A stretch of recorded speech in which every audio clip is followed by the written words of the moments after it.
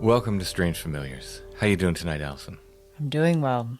Well, as people may have realized, we're dropping the episode early this week because it's a collaboration with our friends from Monster Fuzz.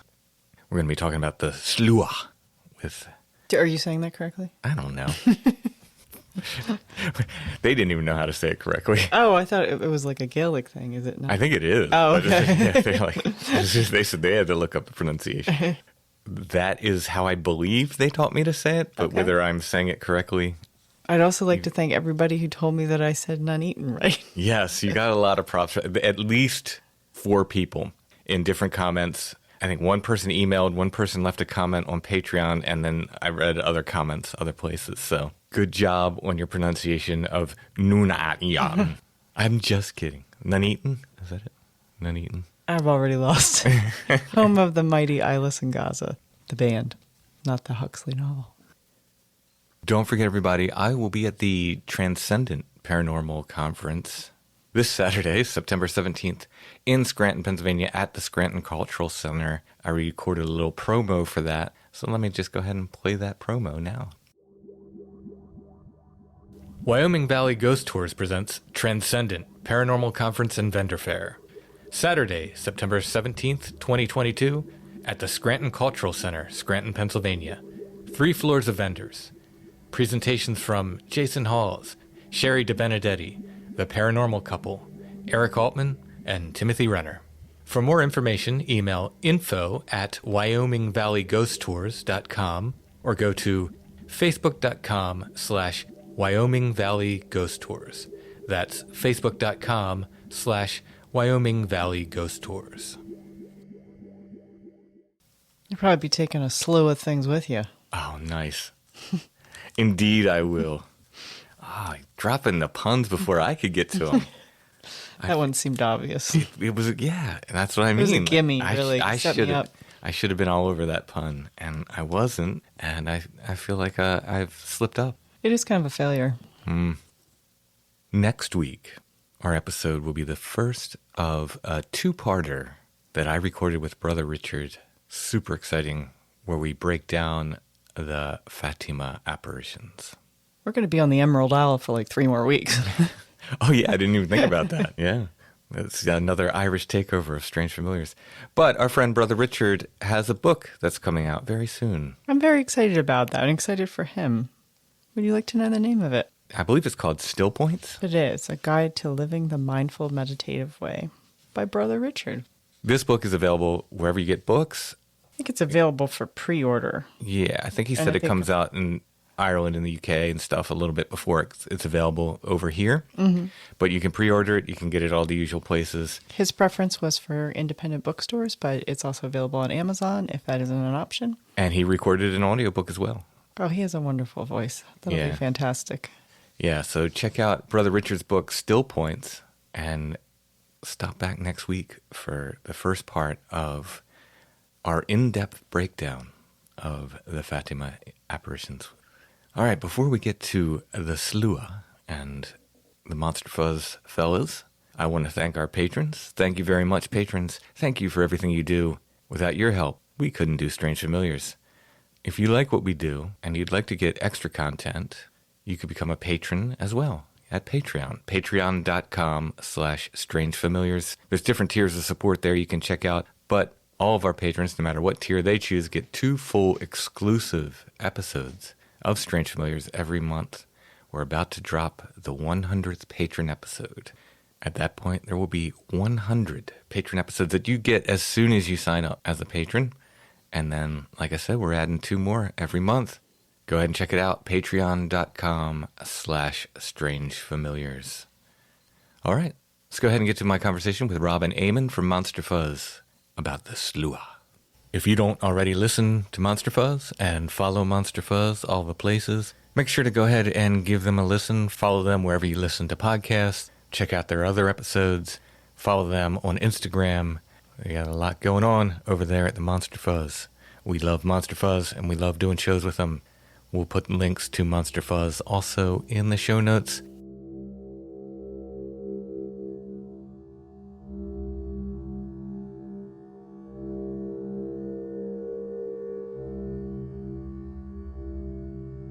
Lads, we're back together once again.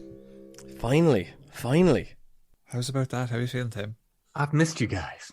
Yeah, we missed you too, man. We missed you too. Yeah, I was starting to get emotional, you know. I was waiting by the phone, hoping Tim would call. And as luck would have it, here we are, we're all together again. But yeah, today we've got folklore to talk about. So we thought that, you know, it's a bit of folklore. Tim is the best lad to chat with about that stuff. It's Irish folklore. It's the Sluagh, lads. The Sluagh.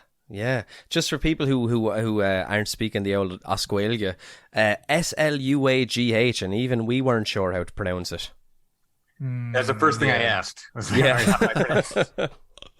Yeah, have you ever heard of the Sluagh, Tim? I have not. This is new to me.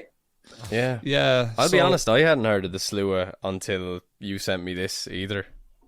Yeah, For and shame. as well, we'll learn about the legend of the Sluagh throughout this episode, but there's actually a bit of a rainstorm happening there in Wexford at the minute, and it's beating off the window, which is kind of something like the Sluagh has been said to do at night time. So it's very atmospheric here. And that early Halloween for yourself. It's doing what to the window? It's not beating off the window. It's beating off of the window, maybe. But it could be doing that too. Who knows? Let's hope it does rain to get rid of the stains there. Yeah, so this one's a fun one, and shouts out to one of our listeners, Chelsea, who got in touch and said, you guys should check out the Sluagh. And as soon as I looked at it, I was like, yeah, this is a cool one. And again, like, it's funny with the folklore, and Tim, we'd like to hear your opinion on this one as well. Is like, we don't hear much about Irish folklore. Like, prior to doing Monster Fuzz, we weren't that familiar with many of the things. It was like the Banshee. What else, Eamon, really would you say? The Banshee, obviously pixies, fairies, yeah, leprechauns, all that sort of stuff. Really? My impression from, outside of Ireland is that there is a very healthy, very strong tradition of folklore. This is what we're going to get into in this episode. To be fair, there, if you actually search for the various different types of folklore, there's a huge. We'd all be like, that's kind of let's say the more cryptid aspect of the folklore in terms of Cuchulainn, Fionn McCool, Maeve, and the cow, all that sort of stuff. Yeah, all our legends are quite we would have grown up, actually. I don't know about you, Rob, but my first year studying history in school, I would have been 9. The first year was all Irish heroes and folklore. Time Boy. And I was like, history is badass. I was like, this is the best subject ever. And then next year they were like, this is how Ireland got home rule, and it became a free state in 1922. I was like, this sucks. But that first introduction, to all those sort of. They're archetypes, effectively, the hero's quest and all that sort of stuff. But yeah, I think that's, for us, that's the folklore that we're really into. But there's so much stuff like the Fovery, all those kind of monsters and demons. But we're really into the Fae, and especially in certain parts of the country, like the cutting the tuft of flowers and. Yeah, I think it's there. Like what I would sort of challenge that a little bit and say, I think the academic knowledge of our lore and our legends and myths is very good, but is the public knowledge that good? I don't think so, really. No. And I think that's probably why there's so many podcasts that occupy that niche that are very popular. Like we're saying, like we'd never heard of the Sluagh, and we're kind of into this stuff. Do you know what I mean? So like, there's a lot of things that come up in Ireland, and when I do research, like I did these notes, and for me it was like a learning thing. So it was quite exciting, because you're like, oh, this is cool. But when you do Bigfoot, like I know more about Bigfoot than I know about the Sluagh. Yeah, well, Bigfoot's a lot sexier. Like there is, well, I mean, figuratively, but yeah, also, sort of actually. But like I do, it's funny. My dad has a book at home. It's the Folklore of Wexford. And there's stuff I like in it that I've never heard about before. There's like there's loads of stuff about disembodied heads that are still alive, like loads of these different stories from like Blackwater, apparently riddled with disembodied heads rolling around the place. But yeah, just talking shite, just annoying people. But there's a huge amount of stuff. But we probably, like a lot of people in America, I guess, Tim, as well, we know the heavy hitters. But we don't know a lot of the, because a lot of folklore comes from tiny little villages and stuff like that. And if you're removed from that village as time has gone on, you're probably not going to get these cool little tidbits, folkloric stories. Yeah, I guess it's similar with like the melting pot thing here, where you get, like we were talking before, there's like pockets of this kind of folklore here. There's pockets of that kind of folklore there, as opposed to there being a national folklore. Yes. Yeah. No, that makes sense. So the slua, for people, if they're wanting to visualize it, it kind of changes from story to story. But some people say it's like more of a dislodged spectral soul, kind of like a ghostly figure. And some people say it's also involved in the wild hunt. You ever heard of the wild hunt, folks? The witch, the Norse stuff. Yeah, so there's like an Irish version of that now, and I'm not an expert on it at all, but a lot of people say that the Sluagh would be involved in this, in the Celtic version of the Wild Hunt, That's awesome. We have a Pennsylvania version of the Wild Hunt. Oh, wow. Do you?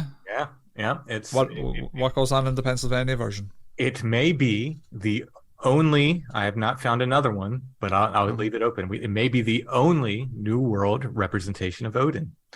Wow. Yeah, it takes various forms, but it's very similar. Like now, there's a guy who wrote Claude Lecteau, I think is his name. He wrote a book on the Wild Hunt. I think it's called Phantom Armies of the Night. Fantastic book. Okay. And he would make a distinction between just gatherings of like ghostly armies and the actual Wild Hunt itself. But they would. Basically very similar tales to Europe, in that the wild hunt's riding across the sky, and you had to be aware of it between Halloween and late winter, but the tales are very, very similar. But here they would give them various different names. They actually found like historical people that like, this is the leader of the Wild Hunt. This guy who ran this furnace or something. Okay, that's interesting. So, and this is why you're here, Tim. You say you can rattle off all this information, which is very, very useful for us in this podcast. There's a book called The Tiger by John Valiant, which I've been trying to get my hands on. I've kind of read a small bit just in the preview, but it's basically about someone hunting down a man-eating tiger, right? Who's kind of just on the lam, laying waste to somewhere in Russia, I believe. But I kind of wonder sometimes, you're talking about those old folkloric, like at a certain point, it's possible that a tiger could be something that's like, or rather, how do I phrase this? If we had been in a different time when we weren't going to have digital media that is on servers, we could have lost what a tiger is had they become extinct. If that makes sense. So like the image of one, like the image of a tiger, so you're saying like the verbal tradition. Well, that actually kind of comes up in it'll be out like next week. The Beast de Gévaudan is kind of like we were talking about how possibly if it was a lion, a lot of the people in the area wouldn't have known what a lion is because they'd never seen him, and if they had done, it would have been forgotten long ago. So so the kind of that idea, is that what you're saying? Well, it's kind of like but even as you're saying about the wild hunt and all that, like I'm always curious if there's any sort of reality based in these things. Do you know what I mean? Like the idea of a tiger becomes something folkloric depending on the time it comes out. Like a dinosaur is folkloric if we don't have bones, if that makes sense. Do you know what I mean? Like then there are these weird traditions. So I'm always curious about things like the wild hunt and these really like gods of lightning and blah blah blah.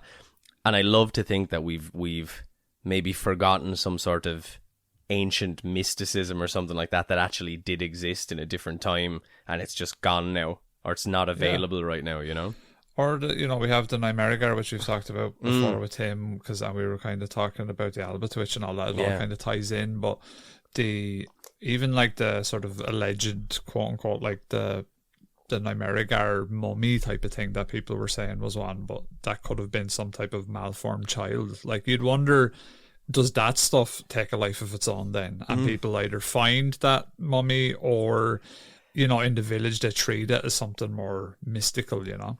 The wild hunt in Pennsylvania is called the Eternal Hunter. I was blanking on that before. That's what they call him, the Eternal Hunter. The Eternal Hunter. And it's this combination. It does. So they would take real people that you can like historically find, you know, oh, this guy was the Eternal Hunter because he went off and on this hunt and, you know, so died. Like Genghis Khan or like any of these kind of guys? Is that what more they're like going just, on? like just some dude from the village, right? So, Okay. this dude from the village, he swore he was going to hunt this white deer and he wouldn't come back until he came back with it, say. And then he never comes back and then he becomes the Eternal Hunter. But when you're talking about natural things, the squawking of geese in the night, because geese will fly at night, is often attributed as the sound of the wild hunt.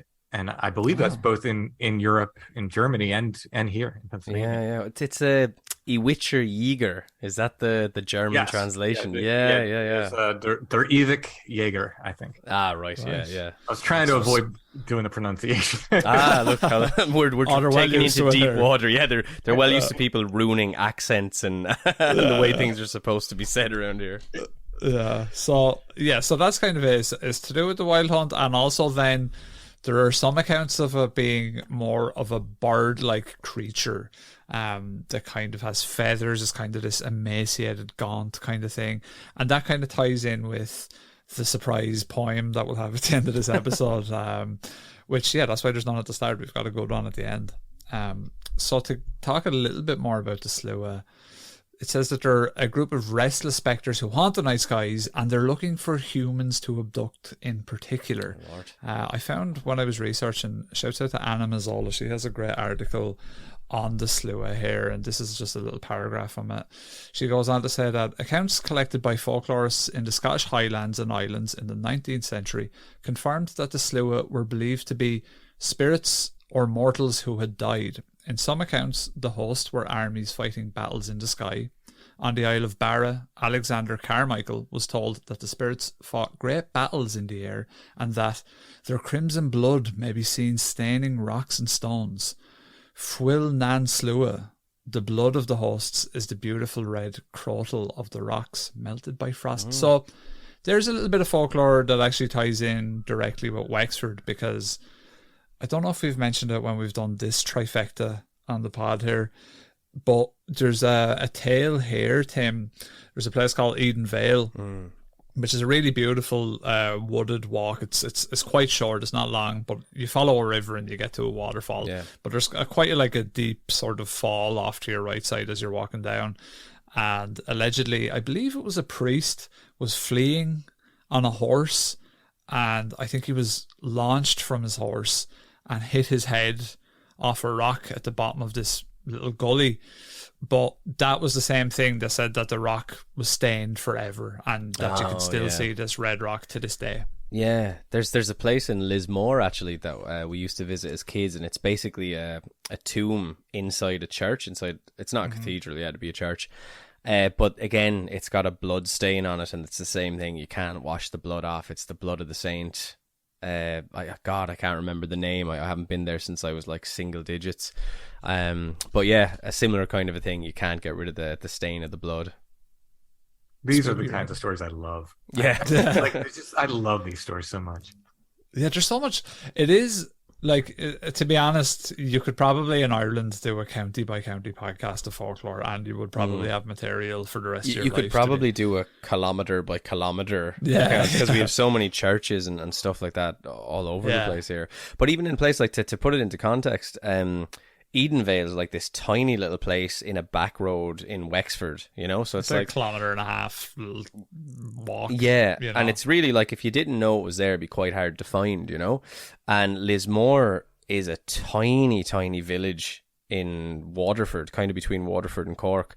But again, these tiny, like such tiny, hard to find places, and they have like, these really great folkloric kind of traditions, it'll be funny to hear the folklore of Waterford in like 1,000 years, because we're all into like yokes and techno down there now. So Yeah. you'd wonder what the story's going to be in 100 years or 1,000 years from now. What type of folklore they'll have. To be fair, it will be really interesting to hear about the folklore from these times in the future with the technology and everything, you know, what emerges. Because it's even happening now. Do you remember Momo?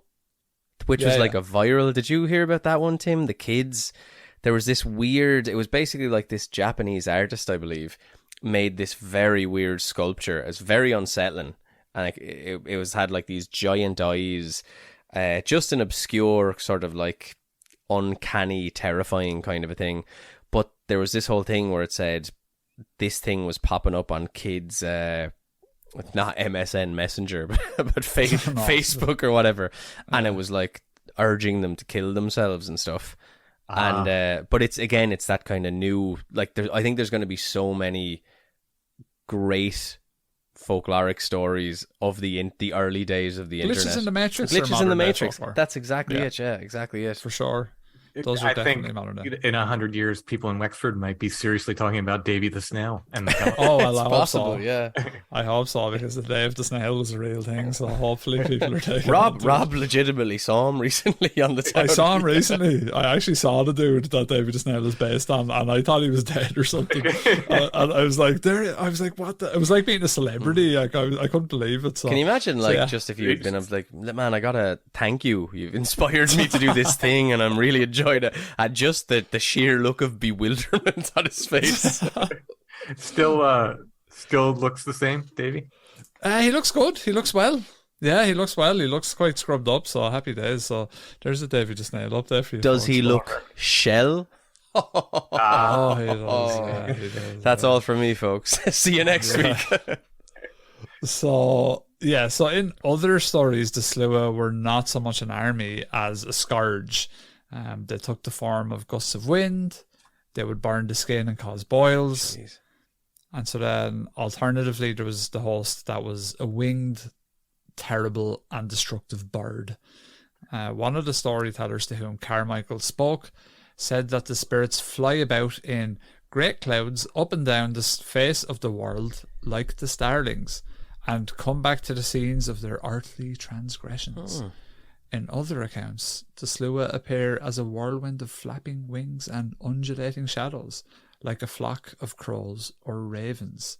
So they were believed to fly from the west in the mouth of the night, seeking souls to steal. When a person lay dying, the door and the windows on the west side of the house were therefore secured to keep spirits out. The most dangerous time, of course, was Samhain, which is, as we know, the liminal time. Liminal TM, yeah. When the gates of hell would open and the host would ride forth, woe betide anyone who was out alone. The liminal time in Samhain's very interesting. I kind of like that idea, right? When you guys were growing up, was Samhain common currency? Like that term, that word? No. It's Irish, like it's used as Halloween in Irish. So like, so Ihe Samhain is Halloween night, Halloween night. In Irish. So it was always the Irish word for it. I suppose we would have been aware of that word from a relatively early age, because you start school like 4 and they're probably not teaching anything. You know, that's difficult to grasp maybe till you're 5 or 6. But they would, as it's coming up to Halloween, they'd be like, and the Irish for Halloween is, and you'd be like, oh, Samhain, you know, just as a kid. So they would kind of teach you that way about it. I don't know what the school board is on telling, you know, terrifying folkloric stories to kids in Halloween, but they certainly the name, yeah.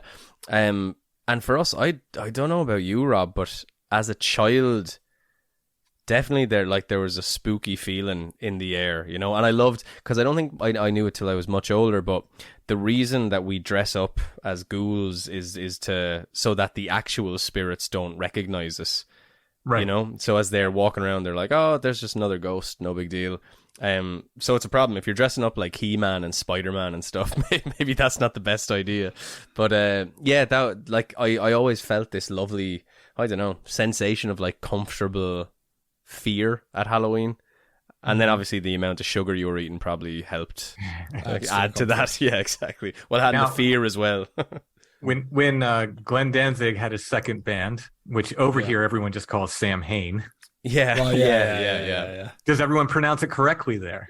Yeah, Yeah, absolutely. yeah. Yeah, That's awesome. you won't hear a Sam Hain. Yeah. When we That was- yeah. Everyone here, like if you tell someone like, oh yeah, I like Sawin, I like that band, they're like, what? Who? Yeah. There's actually I got a really funny reaction on back in the day when I used to record on YouTube and stuff. Me and my American friend were just talking shit, playing a game, and we were recording. So he keeps saying Sam Hain, and it's quite funny because I have no idea what he's talking about. I'm like, what? I had to stop and I was like, what are you talking about? And he was like, Sam Hain, Halloween. And I was like, who's Sam Hain? I kept thinking it was a person. Guy, yeah. I was like, who is Sam Hain? And he was like, no, that's what they call Halloween. And I was like, no, Samhain, man. So it was this really funny, like, coin drop kind of moment between the two of us. I'll see if I have it somewhere. You could find the biggest Danzig fan in America and say Sawin, and they'd look at you cross-eyed. They'd be like, Really? what are you talking about? Come on, you gotta, Danzig fans, you gotta do your research. To be fair, like when you see it written down, if you weren't aware the way the Well, Irish we've said language- Irish words wrong on the podcast before. Oh, we we're from here. continue to on an almost weekly basis. Yeah, That makes me feel better because I butcher so much stuff. It's become a running joke that if I pronounce it, it's probably wrong.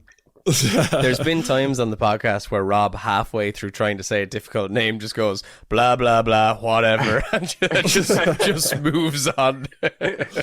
Because we're guilty of, like, and you're probably the same, like, we microanalyze, like, well, I wouldn't say we microanalyze, but we go over everything we say, and we think that people are, like, hanging on your word. And most often, like, people are, like, listening to your podcast, going to bed, they're driving, they're making dinner. They don't care about Sam Hain. Sam Hain is just some dude to them that lives down the road. They're happy enough. They're like, whatever about pronunciation. So while it is important, I think, at some point to get it right, it depends on what people are actually showing up to your podcast for as well. There are probably some people that listen to Strange Familiars for an almost academic's probably the wrong word, but they're wanting that kind of learning experience and they want to hear really interesting stories. So for them, it's quite important that you get things right. But then there's probably people who listen to Strange Familiars and they're in the bed asleep. They're like, Tim's voice is nice. I like listening to, like, the chilled interviews of people. So I'm getting cozy in my bed with me cup of Horlicks and me hot water bottle and going to listen to Tim, you know? Well, that's it. It's a funny thing because you've got this, like, a relaxing voice, but sometimes absolutely terrifying subject matter. So it's sort of it's at odds. You're kind of like, I feel sleepy, but I'm also petrified. I have installs for that. Yeah. So we have that one sample we play of what's the wrestler who's going woo? That whenever we talk about woo, Ric Flair. Ric Flair, yeah. So, woo, and I have one guy who's falls asleep to the podcast, and he's like, he's like, every time you play that, it like wakes me up in a start. There you go. Then. There you go. Was it you? I think I think it was an episode of Strange Familiars, Tim, where this is going back years now, and there was an episode where we had this really strange phone message or noise or I don't know, like a voicemail that was left, unless I'm getting confused, and it was a different, but it came on in the middle.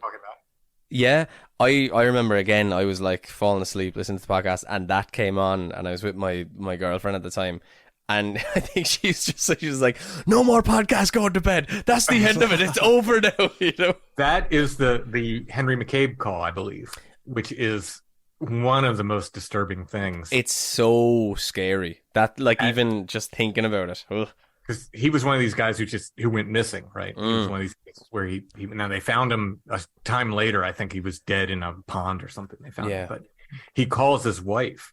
It's so the original. I heard the original call. I know I heard it.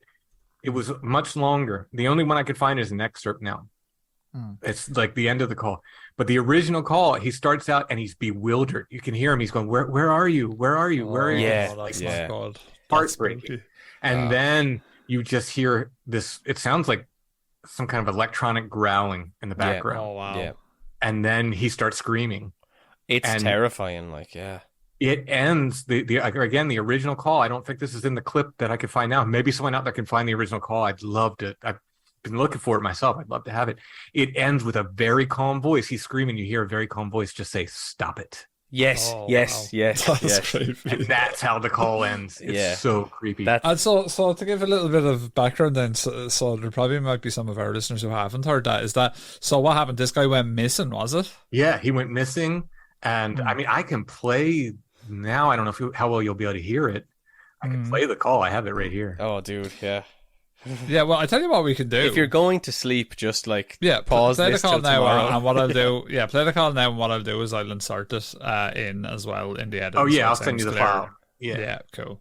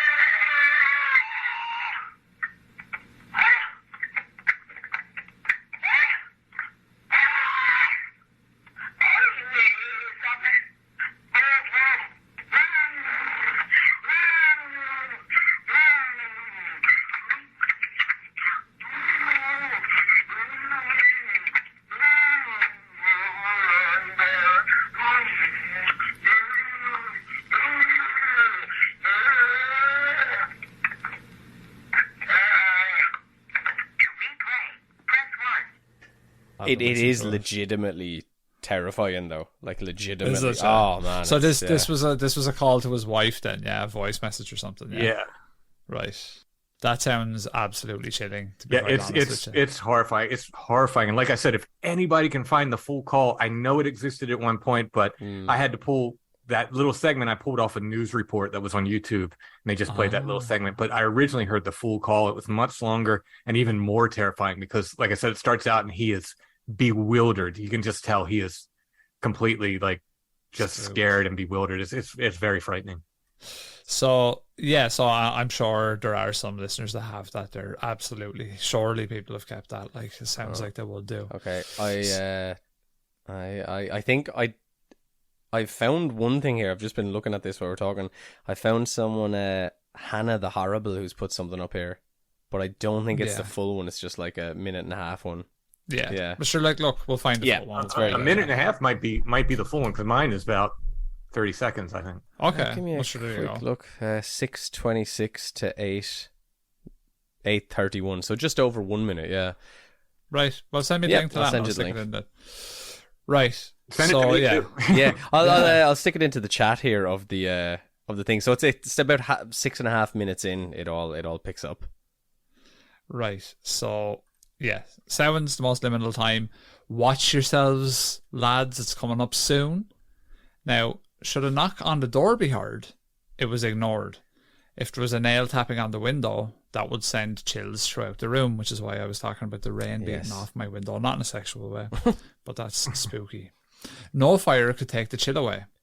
When the nighttime came, it often brought death, always shadows, and the smell of fear in the dying. Fear and dying, I think. So, yeah. So this is interesting. Take that in. So the knocking on the window, spooky stuff at night, all that stuff, that ties in a little bit later. So windows actually have a part to play in the wakes. I did a bit of research here, folks, and I didn't actually know this, Eamon, but traditionally when you have an Irish wake, so if anyone is unfamiliar with it, basically, they'll lay someone out to rest in Ireland here when they die. It's quite common, I would say, probably more common with the older generations now, but it still absolutely happens. I think it's still very, even if you're in the morticians, you kind of go there, there's a day or two or a day and a half where you can visit. I'm talking about the traditional wake. Oh, the 3 days, to make sure they don't wake back up, like. Yeah. I'm talking about the wake where you're in someone's house. We had that for when my nanny passed when I was about 14. It was bizarre, because I hadn't been to one in an actual house before, let alone my own family's house. It was very strange. I'd only done it in, the usual kind of in the Undertakers. Yeah, there's like the body is like drinking cans of Guinness and everything. You're like, what's going on here? I collect old photos, and I have a couple photos of old wakes. Oh man! Well, if you want to come over to Ireland with an old Nikon, son, you'll have plenty of photos of wakes if you want to go around. People in masks, and they had, I think they put a pipe in the corpse's mouth, maybe. Oh yeah, absolutely, yeah. That still happens. There's some cultures where they take sort of like cool selfies with the body. That's Malaysia. Yeah. So in Malaysia, they dig up the bodies every year.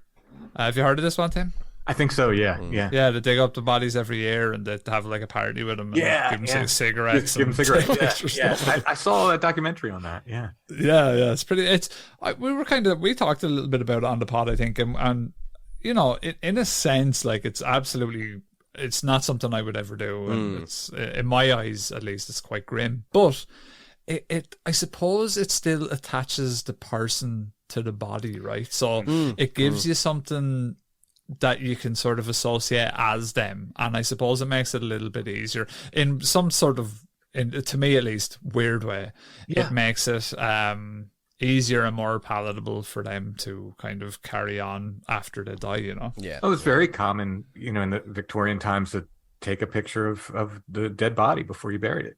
This was maybe the only, especially with children, that's right. Maybe the only time you're going to get a picture of your child. They still do that now to this day, with miscarriages and stuff like that. I've heard of that, Really, also, I think in the past we were just more connected to death in a way, and maybe other cultures are too. It's we put it. I mean, it's not nice to think about, right? It's easy to push it to the side and go, that's real morbid, but I think it's more a part of life for some cultures, I guess. I think it's human nature to not think about it in a sense, because you're trying to avoid it, and it's probably like this self-preservation thing that we have in us, where we don't want to think that can happen to us, because it's probably against our original programming to think that. So I think for sure, I think that probably in the face of being, it's inevitable to us, and now we see it more and more, I think. So some people probably try and reject it more, and then some people maybe jump in front of it and try and see how they'll deal with it head on, that kind of thing. Yeah, absolutely. Yeah, it's interesting. So in the wake scenario here, the only room that the body is laid to rest in will have its window open, so just the room with the body, and the rest of the house will actually have its curtains and windows closed. Mirrors will also be made to face the wall. So there's definitely a sort of a fear of leaving a house open when there's someone dead there, right? Yeah, absolutely. It's an interesting thing. Mirrors have always been this kind of conduit to the other realm as well, which has always interested me. Why do you reckon that is? Is it because you can sort of see back at yourself? You can see into the. There's some. Is it because there's some implied magic with a mirror? I'm not totally sure. I'm not. Me neither, but that's the kind of thing. It's like, you have any ideas, Tim? You're looking at everything, but it's also backwards, right? Yeah, like the upside down almost, right? Like that kind of idea. Yeah. It's an interesting one. Yeah. Night falls here, and I close all the shades and curtains, because I cannot stand having a window open and someone being outside, or something. Yeah. Even worse. That. Outside and looking in. I was interviewing a Native American guy recently, and we were talking about, he's like, oh yeah, that's a total, like, we absolutely do that. Like, that part of their tradition, they're like curtains drawn, shades down as soon as it's dark. Yeah. Okay. Yeah. I don't like that. I actually like I wouldn't say windows open, but I do like the kind of the curtains open at nighttime. Sometimes I'll leave that going. I like a night breeze, so sometimes I will break this rule in order to get a nice night breeze, if it's a nice cool night. But in general, I just wondered if, because they also cover the mirrors, they said. Yeah.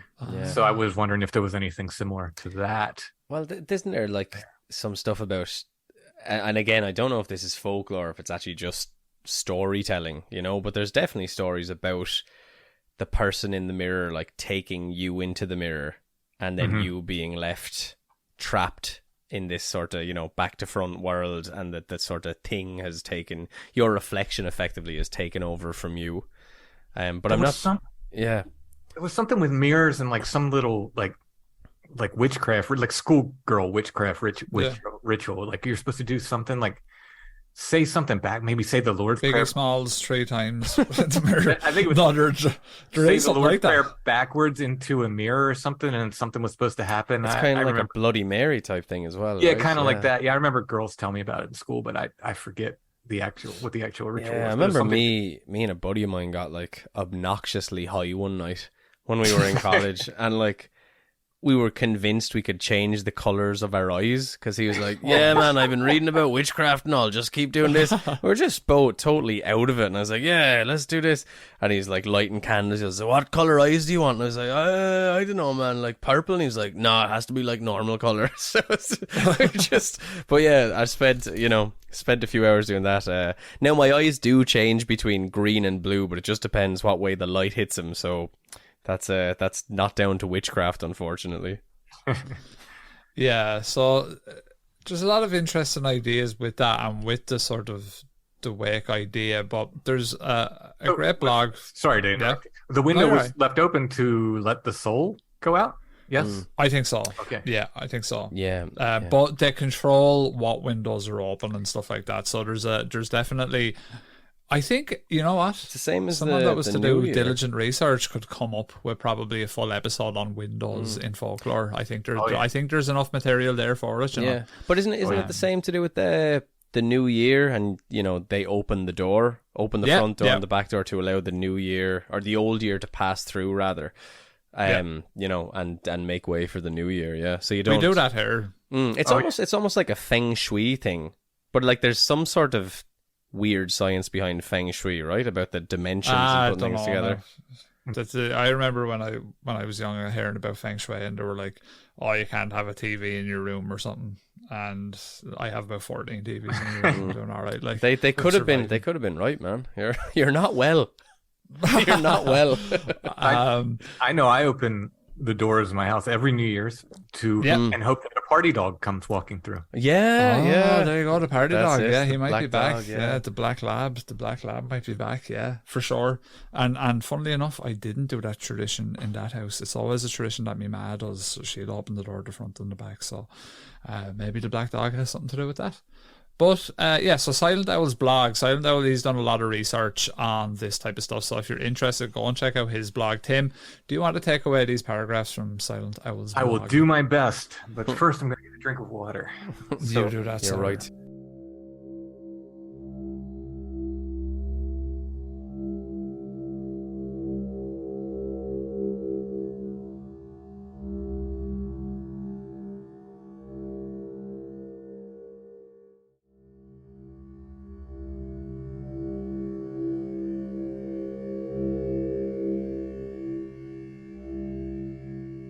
I always have water with a lid on it, and here's why.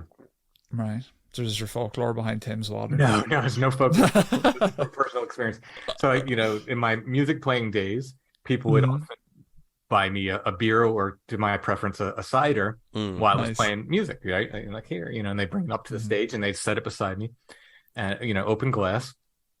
Or mug or whatever, and 100% of the time I knocked it over. And I'm not like rocking out. I'd sit down in a chair. I'm playing folk music. This is very, but every single time I'd spill it. So I got in this habit of if I'm doing something like podcasting or whatever, I have to have a lid on my water. Especially when you have the laptop in front of you as well, and all the exactly. the interface and everything, for sure. Yeah. I live dangerously. I've got my Jurassic Park mug here right beside the mixing desk. Things could go south at any moment. All right, let's get to Silent Al's blog. Once the stolen spirit was captured, a terrified scream would echo from the shadows and continue through the night slowly, becoming farther away before growing silent. This is the soul of a dying person, yes? It is, yeah. The soul of the dying would now be joined to the unforgiving dead. Oof. Now they too were cursed to roam forever through the dark night, damned to an eternity of sorrow. Innocent or evil, any soul would do. It did not matter to the Sluagh. The Sluagh were said to be bird-like, with long, thin fingers that were webbed with leathery skin, a bit like a bat. They had caped-like wings that flapped in the night and long claws that protruded from deformed legs. They were said to smell like rotten meat, and it was the sound of beating wings together with this smell that alerted you to their presence. If you then heard a knock on the door or a nail scratching at the window, you would be wise to ignore it. When darkness fell, it often brought death. It always brought shadows. Yeah, I mean, these guys had a lot to worry about back in the... So if you're, I suppose 16th century, that kind of time, Ireland, you've got a lot of things to worry about, right? 17th century to 18th century, you're worrying about, like, famine. A lot of rules.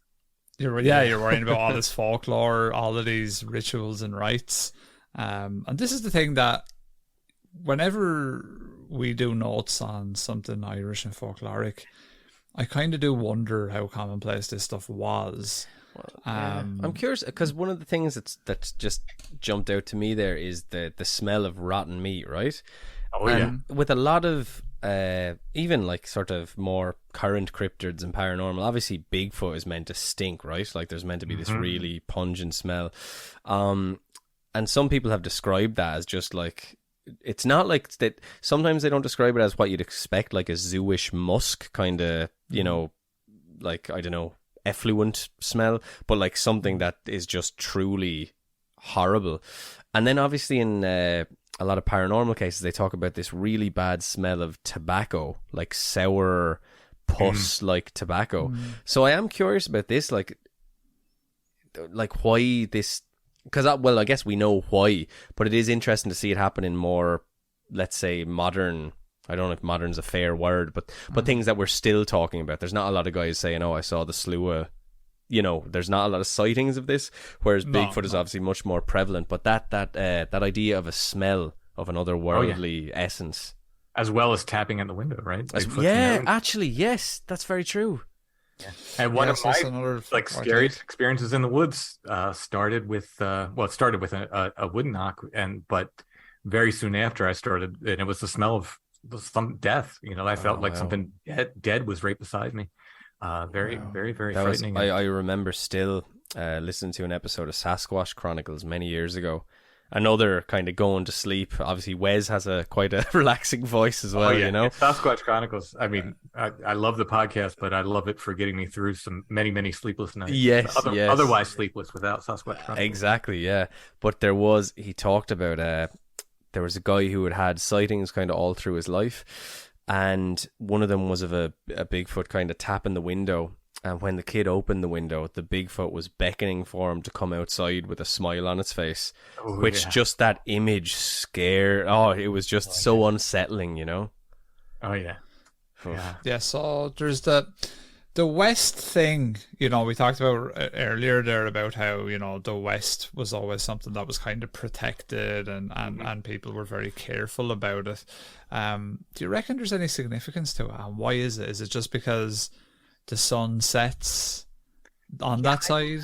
I don't know. I know the directions do seem to be important, but I'm like, why West? Yeah. It's always West. Like West is something that comes up all the time, and the only thing I can think about is that's the last side of your house the light touches, right? Oh, okay. Would that be right? In the sunsets. Sunsets. Yeah, and yes.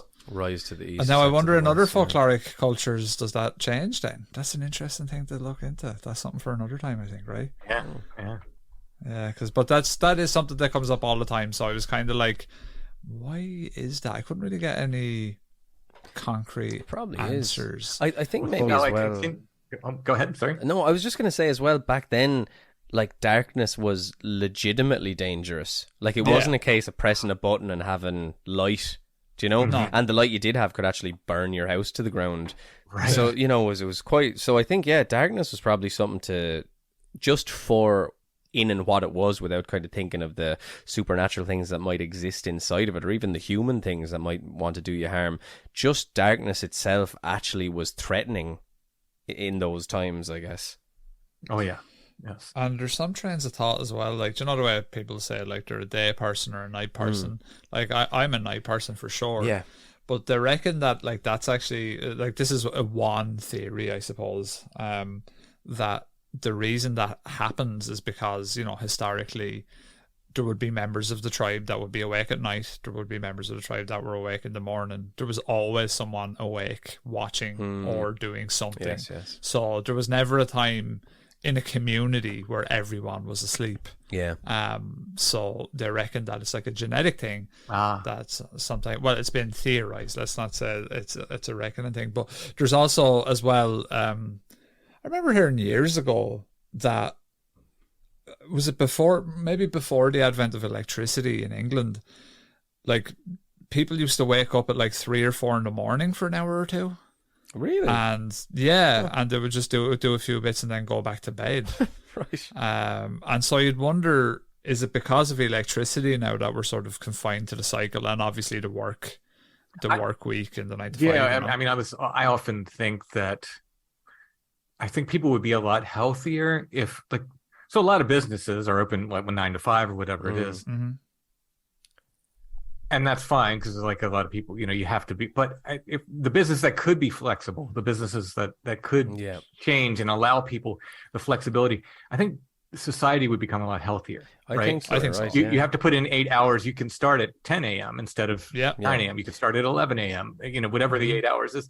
I often think that because of those natural rhythms that people have, you know, I think society would be healthier if I feel better at night. Yeah. You know? No, I watched a short little documentary on that, like circadian rhythms, but it's to your point. Yeah, some people. There was a guy who tried, you know, I'm going to get up at 5, go to the gym, blah, blah, blah, blah, blah. And they did a little bit of a study. And for some people, it's like, it just doesn't work at all, you know, like they're just not wired in that way. And they came to the same conclusion that you had there, which was like, it would be very good if these people could, you know, maybe start working at 1 p.m., finish at 9 p.m., then stay up till 4 a.m., then go asleep. And which, because, and maybe it is, to your point as well, Rob, something that goes back to something in our genetics where, okay, you're on the night shift. Like if you're the kid of someone who does the night shift a lot. Yeah, you're going to be. Which I would have been. My mum was a nurse. Same, yeah. So, like, same. am I kind of...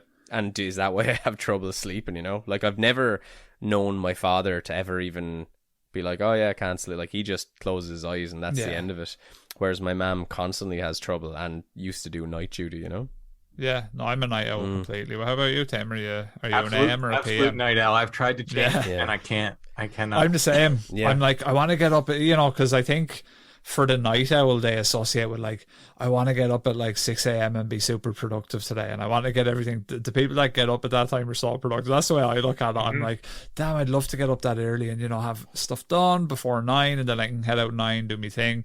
But for me, if I have to get up like super early, I'll still go to bed probably at 12 or 1 a.m.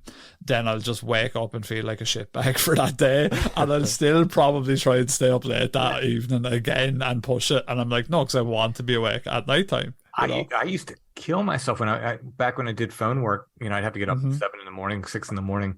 And I'd still stay up till 4 in the morning. I was the absolute same. Every night, and I just go to work on a couple hours of sleep. That's what I did, and just get it back. Yeah, no, I was the same. And again, I remember when I was in college, I used to live in Wexford, do 2 days a week in Dublin when I was doing my masters or whatever. And I remember one night in particular, I used to have to get the bus at like 5:30 in the morning to get there on time, 5:30 or 6:30. And I bought a really crap. It's not crap, actually. That's unfair. It's actually very good. But it's for most people who like actual good movies. Like, I love like a man versus a shark movie. Like, that totally lights me up. And there's one called Rogue about an Australian guy effectively fighting a giant crocodile. And I remember I bought it when Tesco's used to be 24-hour. By the time I got home, it was like 1 a.m. I was like, yeah, if I go to sleep now, 4 or 5 hours, I'll get up, I'll get the thing. And I was like, yeah, but I want to watch this movie about the giant crocodile. And I stayed up till, to your point, about 4 a.m, 2 hours sleep, and then off you go, just because I wanted to watch it. I could have watched it the next day. Do you know what I mean? But if there's something about the nighttime that's exciting. Yeah, I've always been more creative at night. I cannot. Yeah, same. That's when all the podcast stuff, for me at least, I don't know about Eamon, I think it is the same with him, but all of my podcast stuff gets done towards the end of the night. Even when myself and Eamon are done recording, usually we're fairly bet like. But I'll actually edit the episodes there and then go to sleep. Oh no, for sure. Yeah, I noticed. I love sometimes getting into a state when it's 1 or 2 in the morning. And maybe you've been up early for work that day or something, and you're starting to get that weird, like, you're not high, but your brain's kind of not as it should be. And then you start writing or something, and you're just like, oh, you're almost scaring yourself with what's coming out of you, I music happens then. Yes. That's where I think probably 90% of the songs I've written have been between 2 a.m. and 4 a.m. probably. Nice. Yeah, the witching hours. Yeah, that's cool. That's even more atmospheric. That, like, for sure, Tim's music gets made during the witching hour. Makes it more mystical or something. It's cool. That's like if you were some sort of, some guy back in the early 1900s or whatever. You're like, listen to this scary movie recorded in the witching hour. That would be the way to sell it. It would, and people are probably lapping up as well. So, folks, Tim, we have here some West Side folklore from, have you ever heard of this guy, Tim? Conrad Arensberg. He travelled around Ireland. He was an American guy, and he wrote this book called The Irish Countryman. Oh, you know what? I might have a copy of that in my vast copy of, someone gave me a massive collection of books on PDF, and I think it might be in there. Yeah, I can't remember when this was published. A part of me wants to say in the 50s. And quite interesting. There's a lot of stuff in there for people that are interested. So, Tim, do you want to take it away and read his paragraphs? Sure. It is the west room and the western end of the house that the fairies frequent. Where a fairy path is believed to pass the house, it passes invariably along the western end of the house. The country people... Oh, you're going to make me say this? I would say Sluagh, lock, but it's kind of spelled weird, so I would say just say lock. The country people of Sluagh and other parts of West Clare give this as the reason why no extensions, outhouses, sheds, or other structures are built on that side. Bad luck would result. In Sluagh, none of the 25 houses of the townland had any structure of any sort built there. And it is often in this room that the fairies spend the night when they visit a house on their nocturnal travels. So, yeah, a bit more West Side folklore there, yeah. And thinking back to the farm, we didn't use them, but we had outhouses that were there from previous times. They were on the east side. Interesting. Oh, wow. Barn was on to the east, nothing to the west. Did you ever have any, like, was there ever any superstition about cutting down flower tufts or anything like that? Not that I can recall. No, okay. Was there any sort of did you ever hear anything folkloric? Because you were on a farm, right? I assume it was your parents. Was there any sort of folkloric tendencies from your parents at that time or not? My mom, so she got MS at an early age, and it affected her mentally. So by the time I got really into this stuff, she was kind of out of it. Okay. So I couldn't ask her, but I do remember a couple times in my youth, like one very specific time that told me, like, Mom was probably a little more tuned into this stuff than I thought. I was watching a light bounce around down by the barn from the house. And I said, Mom, what is that light? What is that? And she very casually just said, "Oh, that's a will-o'-the-wisp." Oh, wow. Yeah. Very casually, as if it was to the point where I thought oh, it's like a firefly or something, right? There's it's something natural. There's nothing like, and I don't know if she did that on purpose, like she didn't want to scare me, so she just said it that way, or what. But she was very matter of fact about it, and I like looking back, I really want to ask her about that now. And of course, she's passed. I can't, and, you know, but yeah. So there was that hint of it, and then of course we had like local ghost stories and stuff, but not too much about like, you know. Yeah, because it seems like it's a rural thing here in Ireland, so that's why I ask. Is like it seems to be more of a out of town type of thing, at least from what I see in doing notes and things like that. There's definitely, I know some of my cousins live quite rural, so they're in a place called Faithleg, so it's like you know, just very, very isolated. But they have. It used to be, I believe, there was a manor at the end of the street. Well, it's not even a street; it's like a dirt road where they live.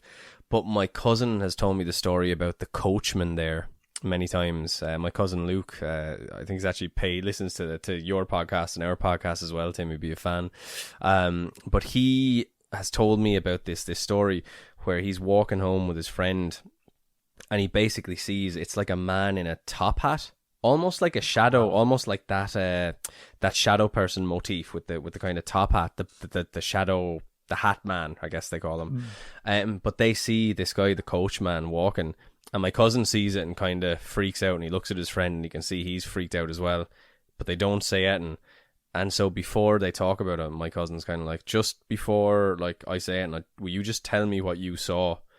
And he tells him, and it turns out it's the very same image, you know, this guy in a kind of the way he described it to me was certainly that the most prominent thing was the hat. It was dark, but this sort of, you know, it just sort of disappears or walks past him, and he says he's seen him a few times out there. But apparently he was the fellow who used to ferry around the sort of lord and lady of the manor way back when, and so they call him the Coachman, and he's sort of still traveling those roads.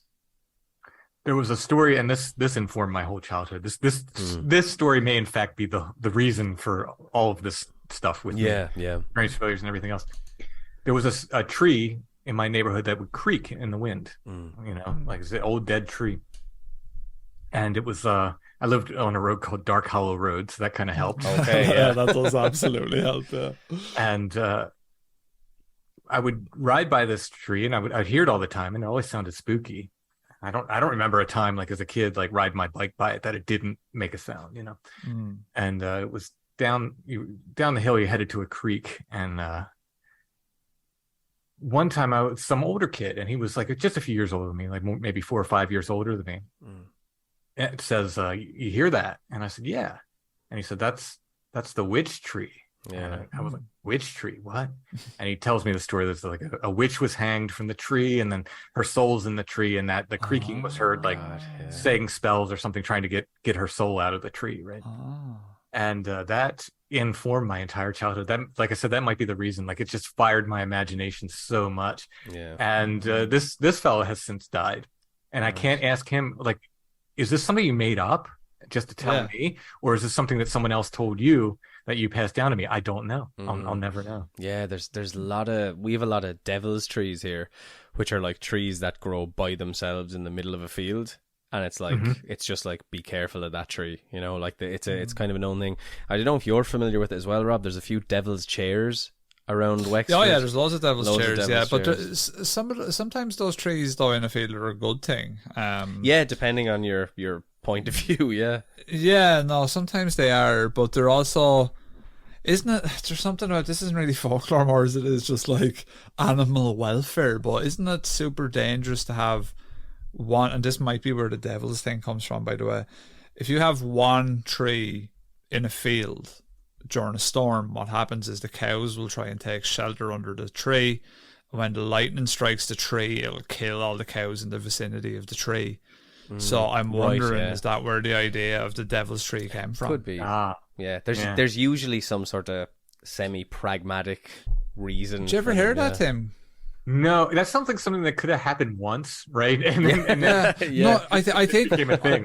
Well, I think it's like, I'd imagine it happens semi-frequently. If you imagine like tall buildings, all that kind of stuff. If you're in somewhere that, like, obviously for agriculture, you're stripping back all the trees, and especially in Ireland, like Ireland was at one point like something crazy, like 96% forest, and now it's like down to like next to nothing. Pennsylvania was too. I always like think back to that. Like, what did that look like? That must have been amazing. Ireland was a rainforest. Was literally a temperate rainforest. It's one of the only. There's like only, I think, 4 or so places in the world that is a temperate rainforest. And I think a simple way of classifying is it something like, in a temperate rainforest, like a living, like moss can grow on trees and things like that, and like living things can grow on living things, I think is how it's classified. Something like that. Anyway, I'm butchering it, but if you go and Google it, you'll get the proper information out there. But yeah, I wonder, when all of these trees would have been stripped down for agriculture, you know, you would have only had these very select few trees. Lightning needs obviously a tall spot. There wouldn't have been as many tall spots around that area. So when it does find its path, walk next to you in a storm. Yeah, I'm screwed. I'm actually surprised I've never been struck. Actually, one night I went like pretty much storm chasing in a really badass lightning storm here in Wexford, and I went on top of a mountain with a friend of mine. Probably wasn't the best idea, but it made for some great visuals. It was a really cool spectacle to see.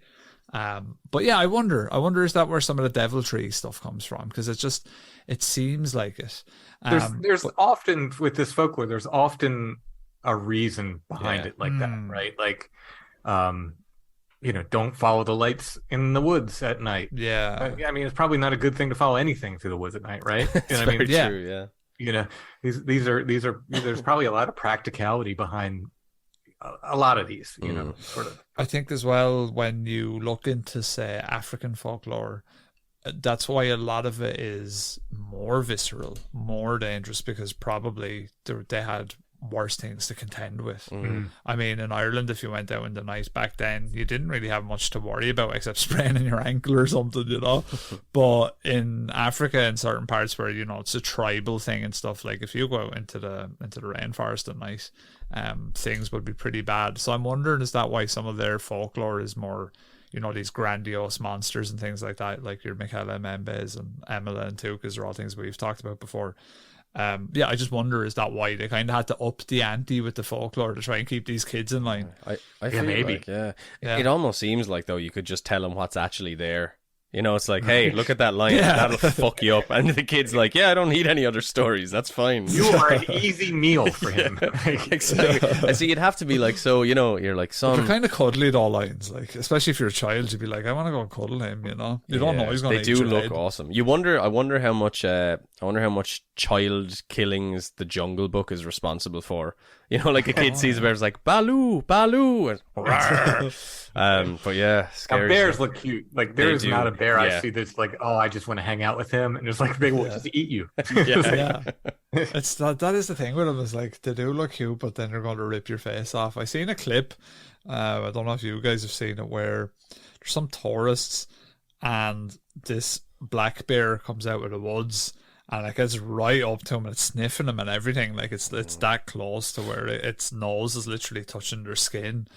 And the girl, I suppose, I don't know, like, whether I would recommend or not recommend. Well, actually, I wouldn't recommend it. She takes out her phone and takes a selfie with the bear. But at the same time, right, what I was thinking about, people were kind of chastising her and all this for this stupid decision.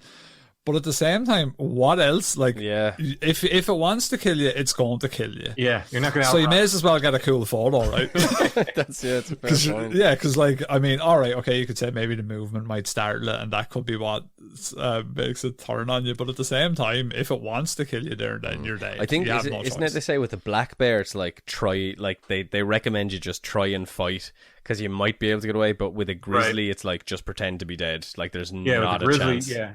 Grizzly, you just roll up into a ball and hope for the best. With the black bear, it's gonna, At some point, like I heard an article, I read an article. I want to say probably a decade or more ago, and they were talking about the increase in black bear attacks in America, and they were saying, like, one of the theories is, over time they've realized, like, oh, these things don't carry guns anymore. Yeah. Humans, you know, they're looking like they're not as dangerous as they used to be. That's true. because back in the day, everyone had guns. time. Yeah. Article sponsored by the NRA in fine print at the bottom. Yeah. No, but no, you're right though. It would make sense that like an animal, especially a predator like that, would be very in tune to whether or not the threat is there, you know what I mean? And back then, like the frontier and stuff, when people first came to them, people were just shooting everything, you know? They're back this year. We had a lot of black bears in the area. Really? Yeah. I haven't seen one. I came across tracks when I was hiking one time. That's scary because I like hiking, and if there was bears near me, I wouldn't be hiking. I was like, what is this? What is this? Because their back feet look almost human-like. And I thought I found like albatwitch prints. That's what I thought it was. Like, okay. Because they look, but then I saw the front tracks. It's like, oh, that's a black bear. Wow. And it looked pretty fresh, but I didn't see him. Yeah. I saw one cross the road in front of me one night, but I've never seen one while hiking. I kind of hope I kind of want to, but kind of don't. You know what I mean? It's one of those things where I saw two in Canada, which was so one I was landscaping there years and years ago. We were doing a golf course and there was 2 black bears we saw. Now they kind of just we were told they just hang out, like they didn't cause any problems, but there was one that was getting up on its hind legs and it was just showing a display, I suppose. And all the lads were standing there. We had effectively what we had to cut the sod were like steak knives, I guess, you know. And they were just like fortified steak knives, so that's how you'd kind of cut your grass and lay it down and whatever. But yeah, it was pretty scary looking over at that. And then another time we went to Whistler. Well, it was in Whistler, but we were just there a different time for leisure rather than work. And we were walking out to a place called the Lost Lake, and 2 baby black bear cubs came out. And the park ranger came down. He had like a rifle and everything, and we weren't allowed to go anywhere. And the bears were kind of they're super cute, like tiny, and they're just going like ma ma. It sounded like they're saying, we in Ireland when we want our mothers we go ma ma, and they'd actually sounded like, you know, a bear version of that. But everyone was kind of like, oh, like that. This means the mother is close, right? And, yeah, that's the real. Yeah, like, I'd almost rather come upon an adult male than cubs, because if you come upon cubs, the mother's nearby. That's it exactly. Now thank God we were all good, but it was a bit of a, I think it was just because there was a lot of us there, because there's a lot of people using the trail. So I think at that time there was the ranger, and maybe there was me and 5 or 6 of my friends, and then there was like maybe another 4 people coming the opposite way. And the guy was just like, everybody shut up and just stand here until I tell you it's okay to leave. Yeah. You've seen that footage I sent you. The grizzly attacking the boat. That scared me, yeah. Yeah, there's I'll stick it up on my or on our Instagram. I'll put it up on there instead. The grizzly just I don't know what the clip is from. I seen it on, I think it was Reddit or something. But the grizzly just bursts out into this river where there's some guys canoeing. I think it's from a TV show, and the guy actually lets off a shot, and it just stops the bear in its tracks, and the bear just turns around. But it got so close to the boat. I mean, if it got into that boat, they're all dead, really. You know, terrifying. Now I have seen mountain lion. Okay. Oh, well, that's spooky. That's also aren't supposed to be here, but they are. Like no, the game commission and everything. So, well, they're not here, but enough people have seen them. They've been caught on game cams. They're here. Yeah, absolutely here. And but I saw one 2 days in a row walking through a field at the same time of day. It was really weird. But that, like, I'd never seen one that close. Yeah, and was a big-ish, I'd say. Yeah, right. Big. Probably the size of a German Shepherd, maybe a bit bigger. Bigger than that. Like, the length of the tail. Like when you like they're long and lithe, and it's just. And I'm thinking, like, what am I going to do against that? You know what I mean? Like, if it wants, because it's like this was near my parents' farm. And I'm, I'm in the woods all the time there, and I'm thinking, well, just hope for the best. That's all you can do. Yeah, if it wants to eat me, I'm looking. I'm like, I don't think I could fight against that. Like that's just no. And you can tough. Yeah, I think as well. It's like seeing animals like that sort of in front of you. Because, you see a cougar and you're kind of going, it's not so big, blah, blah. But then when you see one in reality, you're like, oh, shit. Like, this is I'm pretty scared now. Like, this is terrifying. Yeah. And bears, I mean, like, I wouldn't want to fight a bear either, but they No seem way. kind of lumbering and like you'll know they're there. You know what I mean? Yes. These cougar or mountain lion, you won't know it's there. That's the thing until it's on you. You're not gonna know. No. Yeah, because they're like stalk predators. Yeah. True. Yeah, so we'll get back to this. Is the great thing when you have podcasters together. The amount of sideways chat we do is the best. I love it. The Irish countryman, we're back to that from Conrad Arnsberg. And he had a little bit on the general Irish folkloric sentiment towards fairies at the time, because we were kind of trying to establish that. And we'll talk a little bit after Tim reads this paragraph. What does he say there, Timmy? Food and water must be left for them at night. Dirty water must not be thrown out at night, for the night is a lonely time. You wouldn't like to be out in it. The fairies are abroad.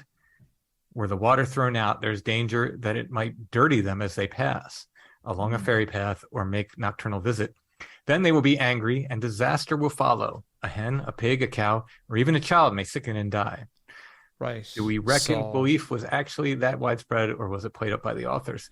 This ties in a lot. I wrote a whole chapter on gifting in Wonderful Prince. Yeah. And you did your gifting thing as well yourself, didn't you? I think we talked a little bit about that on our first episode together. So what you reckon then? Do you think that, like, this is the thing, so we hear this is all stuff that, you know, you'll do research, and you've done research, Tim, and we have, and when you come across this, you're like, oh yeah, that sounds really cool and really plausible and stuff, but to be quite honest with you, like, I've never heard someone say this kind of thing to me in person ever.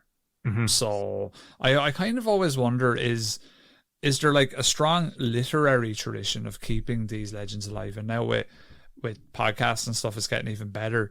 But like, I really do wonder, maybe it was just lost for a couple of 100 years. Maybe people just, you know, 1900s probably just gave up on the folklore a little bit. Maybe as people move closer into towns, that kind of stuff died out. But I mean, I think it's for some people, it's always been there, right? Like, again, I was talking to this Native American guy, and he was talking about spirit plates. So they make dinner, and I think it was on special occasions, and forgive me if I'm wrong, they might do it more often. They would make a plate of food for the spirits, and they would just leave it outside. I mean, this is essentially the same thing, right? It's just a sort of different cultural drapings over it. You know, we do it here for like someone that, say, passed away. You buy him a drink at the bar, so you'll go down, you'll get like a pint of Guinness and say what a lot of older guys do, they get like a pint and a chaser, so pint of Guinness and a thing of whiskey, and you buy the same and just leave it there for the night for your friend who had passed. Pouring some out from my dead homies. Exactly. It's actually the same thing. It's the 40 ounce. What is it? Old England, isn't that the Old English? And is it a cold 45? Is that cold a drink 45, as well? Yeah, whenever gifting comes up, I always tell people like you probably did it, and people are like, "What?" I'm like, "Yeah, you probably did it. You leave out cookies for Santa Claus. You've done true. You've done spirit gifting, if that's what if you've ever done. I don't know. Y'all leave out cookies there? Absolutely. And our carrot for the reindeer would be left out as well. You know, there was always fights in my house on Christmas Eve because my father would suggest leaving out cans of Smithwick's for Santa Claus. Like, I'd say Santa wants 3 or 4 cans this year, and my mum be like, Santa has a long night ahead of him, and then my dad would be like, Jesus, and old drinking to him good. So yeah, that was so we were gifting alcohol, cookies, and carrots in my house. Your dad was dunking the carrots in the Smithwick's. Yeah, I was always wondering, like, Dad, why are you so tired every Christmas day? You know, what's going on? So I mean, that's the gist of the Sluagh, guys. It's a spectral thing that shows up if you're dying, if you're close to death. You're kind of wanting to be very careful of those people and guard them. Yeah, kind of harrowing. Like, it's looking to basically steal souls, right? Like, it's not like, because you have, I don't know, that's when you're at your most vulnerable. Yeah, like, because you have the likes of the Valkyrie and stuff like that, who taking the warriors off the battlefield to Valhalla and all this sort of stuff. Whereas this seems to be like a kind of a predatory soul stealer, effectively. But it is funny because because obviously tying in with fairies and the fae and all that, a big thing in Ireland was the changelings, and the idea was that they would take your kid and replace it with an exact replica. But there's actually a case here. I think we discussed it in our Wendigo episode, because we said it was almost similar to the Wendigo psychosis.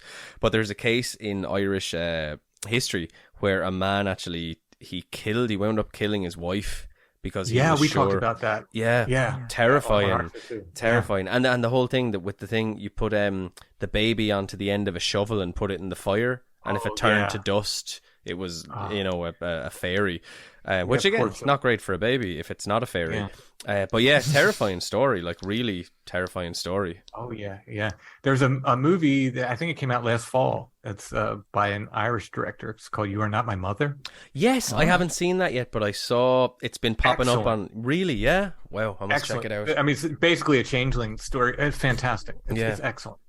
Excellent. Oh, that sounds good. Yeah. Like, aren't cuckoos kind of like that? They do the changeling. They do the kind of changing. I wonder. Nature's changeling. We're getting back to the folklore a little bit and maybe the origins, but the cuckoo was a little bastard of a bird, ain't he? Oh yeah, not a nice guy. He gets. So for people that aren't familiar, it's the cuckoo lays the egg in another bird's nest. Then once the cuckoo hatches from the nest, it pushes, and there's loads of footage just online, you can see it. It's really sinister. They're really sinister little bastards. They push all the other eggs out of the nest, and then so that they get all the food. Yeah, which is pretty. And crazy, like that's its nature. Like it's born to push the other eggs out. Like there's no empathy. Like that's such a, when you think about the designs of nature and all this, and I think, I do sometimes. That's a trickster design. Yeah, and I sometimes wonder about, because there seems to be this really fantastic equation in nature. When you start to remove things, it can fuck up other things or whatever. But like the cuckoo just seems like is that necessary? Like, is it okay without that? But it is. I slip my kids in cribs, other people's cribs left and right, and they never push them. They have good nature. I guess I have to raise them. Yeah, no, that's it. But so they're kind of a little change thing. I'm sure in bird folklore, the cuckoos are not. People aren't big fans. Even of that, them, imagine being the first guy to see that. Just like what the. That little this bastard. chap, look at this fella. This little fucking shit. Is this just you'd be looking at it and you're like, I have to check another fucker. But that would be my first thought. Like if I saw that happening and I'm back the year 0 or whatever, I'd just be like, my woman better not be having kids. That'd be my first thought for sure. Is this happening to me? Yeah, but there was something about that I was reading with the psychology of man as well. And one of the most frustrating things that makes a man kill, all that sort of infidelity and stuff like that. And basically it's because we have a really slow reproductive cycle as humans, like raising another person's child in the male psyche is like a cardinal thing. Obviously we're talking in a very primal sense here. We're not talking about modern day scenarios or anything. But it makes sense from a preservation thing, right? Because you're basically just wanting to reproduce and you're lying and all the rest of it. And so if you're minding your tribe, then there's a possible infiltrator that you don't even know about that was put there under your nose. I suppose then that is something that you would react violently to or strongly to, Yeah. Your sperm count will go up if you have your girlfriend or wife and there's a bunch of dudes hanging around. Your actual sperm count will go up. I read about that somewhere. It's because your genes are trying to make sure they get to the egg, right? Like your sperm is like, I want to be the one. It's mad how the body just does that, right? Like that is some very primal kind of stuff. Biology, fellas, for sure. So we like poems on Monster Fuzz, and I know Tim likes a poem as well. So what was coming up doing the notes of the Sluagh a lot was a lot of different people had mentioned that perhaps the Raven, of course famous by Edgar Allan Poe, is somehow inspired by the Sluagh. And I think, after reading through these notes, there are definitely some similarities when we read some of these passages here. Since this is public domain, we can actually read the poem, which is quite nice as well. I'd say Edgar Allan Poe, a little bit of a better poet than either you or I. Maybe you, Tim. Like, I don't know about myself now, but he was going and all, like, but was he that good, really? Like, Rob's like the Edgar Allan Bro generation. No, but what I will say about Edgar as well, doing a little bit of research on him, he is from an Irish lineage. So I wonder now. I believe it was on his father's side, and I think his father was an absentee father, the reverse cuckoo. But he might have been inspired, I suppose, because obviously it was his heritage. Yeah, I wonder, did he look into Irish folklore and stuff like that, and maybe perhaps was inspired. Even just reading the first sort of paragraph here, it there's a lot of stuff that we've talked about that seems to be popping up. So over the stuff we've said here, I think you're going to find a lot of stuff that's kind of shining a light on pieces of the poem.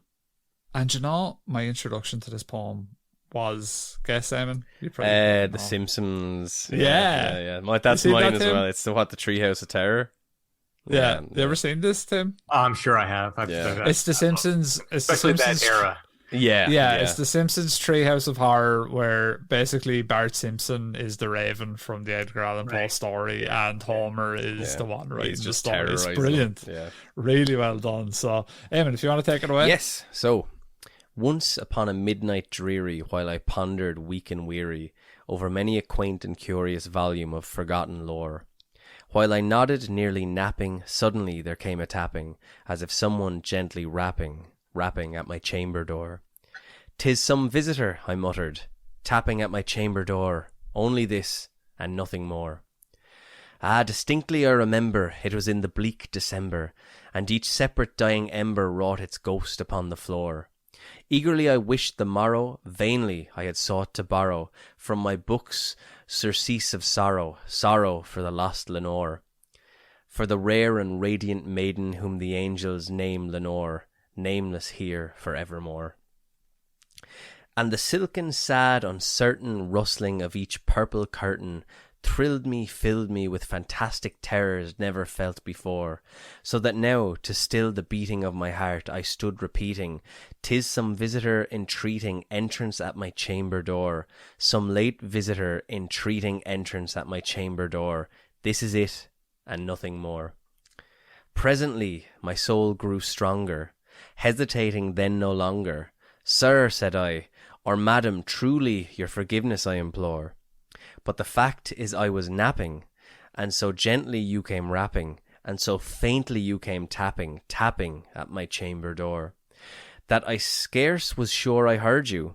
Here I opened wide the door, darkness there, and nothing more." Deep into that darkness peering, long I stood there wondering, fearing, doubting, dreaming, dreams no mortals ever dared to dream before. But the silence was unbroken, and the stillness gave no token, and the only word there spoken was the whispered word, Lenore. This I whispered, and an echo murmured back the word Lenore, merely this and nothing more. Back into the chamber turning, all my soul within me burning, soon again I heard a tapping somewhat louder than before. "Surely," said I, "surely that is nothing. That is something at my window lattice. Let me see then what..." Yeah, try that word. They're at. What thereat is, and this mystery explore. Let my heart be still a moment, and this mystery explore. 'Tis the wind and nothing more. Open here I flung the shutter, when, with many a flirt and flutter, in there stepped a stately raven of the saintly days of yore. Not the least obeisance made he, nor a minute stopped or stayed he, but, with mine of lord or lady, perched above my chamber door, perched upon a bust of Pallas, just above my chamber door, perched and sat, and nothing more. Then this ebony bird beguiling my sad fancy into smiling, by the grave and stern decorum of the countenance it wore. Though thy crest be shorn and shaven, thou, I said, art sure no craven, ghastly grim and ancient raven wandering into the nightly shore. Tell me what thy lordly name is on thy night's plutonium shore. Quoth thy raven, nevermore. Much I marveled this ungainly fowl to hear discourse so plainly, though its answer little meaning, little relevancy bore. For we cannot help agreeing that no living human being ever yet was blessed with seeing bird above his chamber door, bird or beast upon the sculpted bust above his chamber door, with such a name as Nevermore. But the raven, sitting lonely on the placid bust, spoke only that one word, as if his soul in that one word he did outpour. Nothing further than he uttered, not a feather than he fluttered, till I scarcely more than muttered, other friends have flown before. On the morrow he may leave me, as my hopes have flown before. Then the bird said, Nevermore. Startled at the stillness broken by reply so aptly spoken, doubtless, said I, what it utters is its only stock and store, caught from some unhappy master, whom unmerciful disaster followed fast and followed faster, till his songs one burden bore, till the dirges of his hope that melancholy burden bore, of nevermore. But the raven, still beguiling all my fancy into smiling, straight I wheeled a cushioned seat in front of bird and bust and door. Then upon the velvet sinking, I betook myself to linking fancy unto fancy, thinking what this ominous bird of yore, what this grim, ungainly, ghastly, gaunt, and ominous bird of yore meant in croaking nevermore. This I sat engaged in guessing, but no syllable expressing, to the fowl whose fiery eyes now burned into my bosom's core. This and more I sat divining, with my head at ease reclining, on the cushion's velvet lining that the lamplight gloated o'er. But those velvet violet lining with the lamplight gloating o'er, she shall press, nevermore. Then methought the air grew denser, perfumed from an unseen censer, swung by seraphim whose footfalls tinkled on the tufted floor. Wretch, I cried, thy goth had lent thee, by these angels he had sent thee, respite and nepenthe from thy memories of Lenore. Quaff, oh quaff this kind nepenthe, and forget this lost Lenore. Quoth the raven, nevermore. Prophet, said I, thing of evil, prophet still, if bird or devil. Whither tempter sent, or whither tempest tossed thee here ashore, desolate, yet all undaunted, on this desert land enchanted, on this home by horror haunted, tell me truly, I implore, is there balm in Gilead? Tell me, I implore. Quoth the raven, nevermore. Prophet, said I, thing of evil, prophet still, if bird or devil. By that heaven that bends above us, by that God we both adore, tell this soul with sorrow laden if within the distant Idien it shall clasp a sainted maiden whom the angels name Lenore, clasp a rare and radiant maiden whom the angels name Lenore. Quoth the raven, nevermore. Be that word or sign imparting, bird or friend, I shrieked upstarting. Get thee back into the tempest and the night's Plutonian shore, not plutonium, that's a different story altogether. Leave no black plume as a token of that lie thy soul had spoken. Leave my loneliness unbroken. Quit the bust above my door. Take thy beak from out my heart, and take thy form from off my door. Quoth the raven, nevermore. And the raven, never flitting, still is sitting on the pallid bust of Pallas, just above my chamber door. And his eyes have all the seeming of a demon's that is dreaming, and the lamplight o'er him streaming throws his shadow on the floor, and my soul from out that shadow that flies floating on the floor shall be lifted nevermore. Wow, we got through it, folks. Yeah. That guy could write. Oh, my goodness. Right? Yeah, it's brilliant, isn't it? Wow. I mean, geez, like, I don't know. For me, like, every now and then I've been listening to Leonard Cohen, right? And I'm just oh my gosh, can I just write one song like this? Like, he's written, hundreds. Can I just write one? Yeah. I get the same kind of feeling from this. Like, could I just write one thing like this in my life? This is amazing. Yeah. It almost seems, because, you know, we've all read the Edgar Allan Poe stories when we were kids, and we've all heard this 1,000 times, but it's been years since I've actually looked at this. And as I was reading, I was like, oh, well, this is like crafted brilliant. So well. Yeah, this is an amazing piece. Yeah, it's wow. Yeah, I mean, yeah, like you said, I've heard it. Like, I've listened to like readings of it and stuff since then, but actually reading it out like this, like, wow, what a writer. Wow. Yeah, Absolutely, When I was doing the notes, I was like, I'm not going to have to twist any of us spooky boys' arms to read a bit of Edgar Allan Poe on an episode anyway, because it lends so well. But it does, I think it ties in with the Sluagh, you know. There's a few lines in there where he says that he's kind of sickly and he's lying in the bed. So I'm wondering, is it kind of insinuated that he's kind of in between ways a little bit, you know? Well, it's that the raven is kind of a transmorphing kind of thing. Yeah, for sure. And but even that very first, the second line, over many a quaint and curious volume of forgotten lore. And it's almost like it's like a little wink. It's like, if you know, you know, possibly. I mean, because we're obviously just, you know, shining our own light on it now. But and just that rapping. And I love just that, because it was the telltale heart as well, right? It's like, I feel like so many of these stories are sort of, there's that psychological terror. Like, did he invent psychological terror? Because this is kind of, it's not horror, right? It's not. It kind of is, I suppose. I mean, it's a scary-ish... But it's like a psychological. It's like psychological. Yeah, like without saying it, it's kind of, this guy's going. He's sort of slowly. He's spiraling. He's losing his mind. Super atmospheric. Yeah. Or maybe the genius in it is that it allows you to have various. You know, you can really read this and take many different views of it. Yeah, I believe it was one of the most popular poems of the time as well. Like, when he put this poem out, it was, like, people lapped it up, you know. I've been to his grave. Have you? Yeah. Cool. It's quite impressive. It's the one in Westminster Hall, right? In Baltimore. In Baltimore, yeah. It looks, because I'm just looking here, reading here about his, or not reading here, but I just have stuff about his death up. But it looks, it's really impressive tome, or tomb rather. Yeah, I think it's been resumed.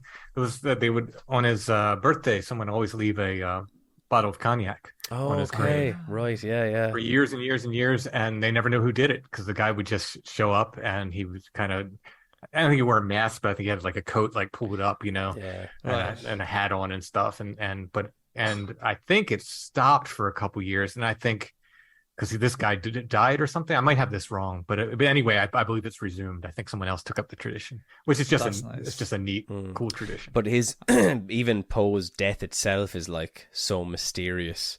Yeah, you know, he actually died October 3rd, my birthday, 1849, so just a few years before I was born. But just that he was, you know, he kept saying this name Reynolds the night before he died, and then his final words were, "Lord, help my poor soul." You know, wasn't coherent enough, was in dire condition, but just it's kind of like it's almost as if he's living one of his stories, you know, and we're not sure what's going on. He seemed to be a pretty tortured soul. Yes, really. yes. I think a lot of alcoholism and stuff as well, right? Yeah. So he had the quote, "The Raven Nevermore" on his headstone, then, Tim, right? Am I saying that right on Google here? Trying to remember. I think there's one picture of it here, but it appears like it's like, has it changed? There must be another spot for him as well. I think there's two spots for him. It could be. But one of them looks kind of like it's got like a big plate with his head on it. Yeah, that's the one I'm looking at. Yeah, and then there's another one with the bottle of cognac, which has the raven actually on top of it. And maybe it's in the same place even. Maybe it changed over the years. But apparently, Tim, you were saying there that the ritual was broken on his birthday one year. A mysterious visitor who each year leaves roses and cognac at the grave of Edgar Allan Poe on the writer's birthday failed to show on Tuesday. I'm trying to find what year this article is from, but it's actually not dated, which is kind of annoying. Yeah, if I'm remembering correctly, I'm like 10, 15 years ago, somewhere in that range. Right. I do think it's resumed. Yeah, but it's funny. Yeah. No, it's a badass poem, and again, just even reading it again when I was doing these notes, I was like, I think that'd be cool. I think it's just so fun. To your point, especially after, I can imagine, because we've read the notes or whatever, but when you're researching, obviously your foot's a little deeper in the water. So I'd say when you kind of read the poem after doing the notes, it's kind of like, like it's a bit more weight to it, right? It gives it more of an option. Like, I mean, of course, it could literally be just that. You know, it could literally be the raven, and he doesn't mean much by the image of the raven. It's just sort of a vehicle for his story. But you know, I think it's when you hear about the folklore and the things, maybe, and as well, he was a creative dude, obviously. So, and generally, those type of people are inspired by works from the past. So you'd wonder, had he heard of the slua and said, this would be, you know, just kind of, maybe it got the wheels turning a little bit. You know what I mean? Yeah. And this is it. Like without him, you know, you don't have H.P. Lovecraft, who apparently was like super heavily influenced, and even Arthur Conan Doyle. For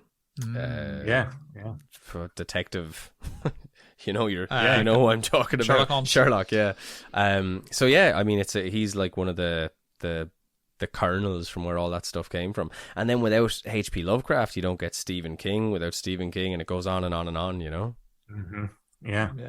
No, it was a good read, right? So we'll wrap this one up here, folks. I think, but the good news is, you know, it's always a pleasure with Tim. I think Tim, we're going to try and do something for Halloween, right? We'll get something out. Let's do it.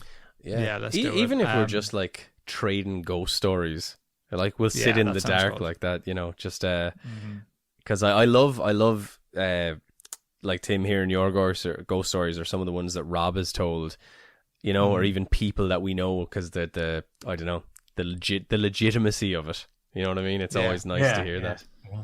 Yeah, we'll work something out. Tim, have you got anything you'd like to plug? Just to our listeners? Find me at strangefamiliars.com. All my stuff is there. Yeah, cool. And likewise, if you're a Tim listener or a Monster Fuzz podcast, don't expect anything too serious when you come over. Sometimes I think sometimes listeners of other podcasts, because when we go, like, you know, because sometimes I think when we're talking about a folkloric topic, or on when it's just the two of us, because we're so close, we'll spend so long just arsing around and we won't actually talk about the topic, because it's literally like friends talking, you know. But then when we have someone like yourself, Tim, that comes on, and, you know, folklore and all that type of stuff is your thing, it's like we get to really talk about it in depth. Really enjoy it. Yeah, cool. Like, awesome. Let's get into it. So I know we share some patrons. I know. Yep. Super. We do. We have awesome. some mutual enjoyers. So yeah, guys, let's get out of here, folks. Thanks for listening. Over and out. Bye.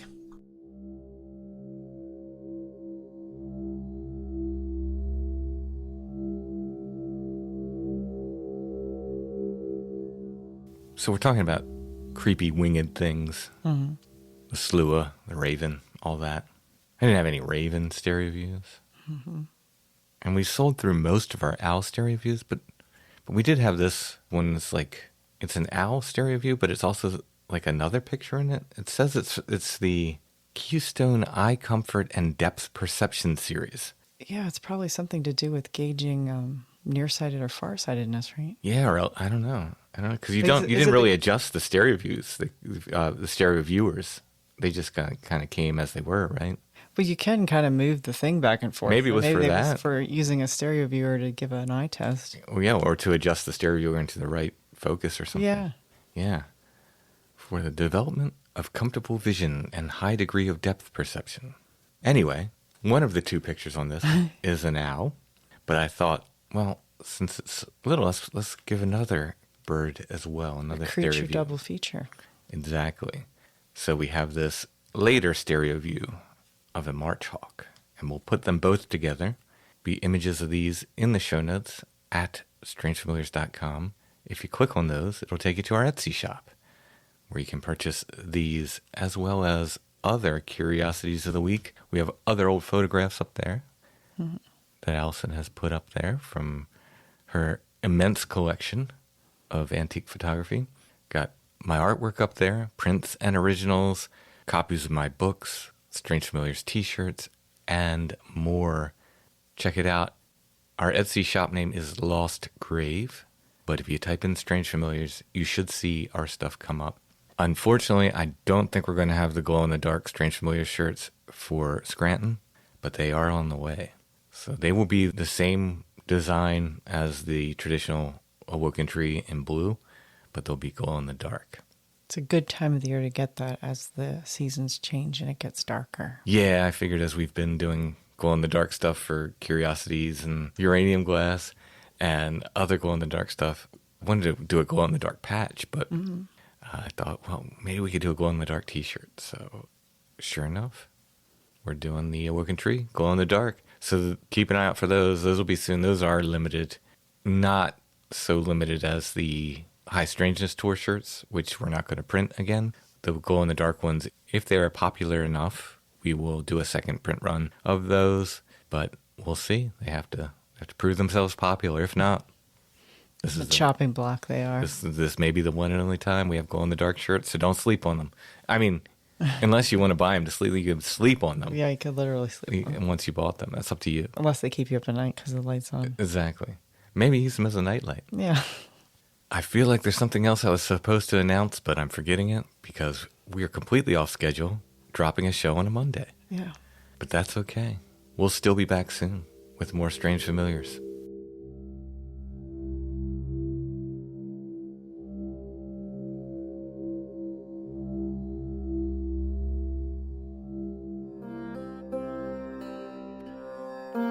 We live our entire lives knowing that death awaits us. Many believe that some part of us endures. Eyewitnesses swear to have seen spirits of the dead haunting the living, and even appearing during alien abductions. Is the UFO mystery reaching out to us from beyond the stars, or from beyond the grave?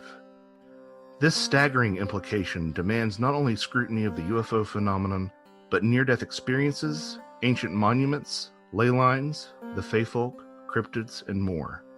I'm Joshua Cutchin. I'd like to invite you into the Ecology of Souls, a new mythology of death and the paranormal, a comprehensive theory of all things supernatural framed through the lens of our final transition. Join me as we journey from the depths of prehistory to the present, from the outer space of the cosmos to the inner space of the self.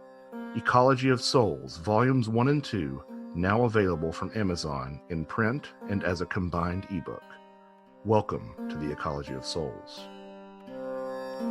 Are you fascinated by UFOs, the occult, strange history, and more? On October 14th through the 16th at SIR Nashville, the Strange Realities Conference 2022 will take place. 3 days of exploring the mysteries of the supernatural, history, UFOs, the occult, and much, much more.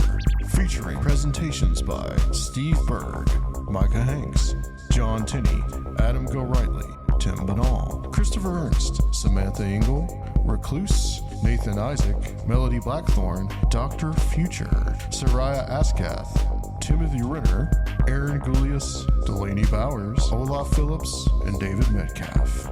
With workshops by Kiki Dombrowski, Ren Collier, and Michael Hughes. Come join us in Nashville or online. Tickets are available at strangerealitiesconference.com.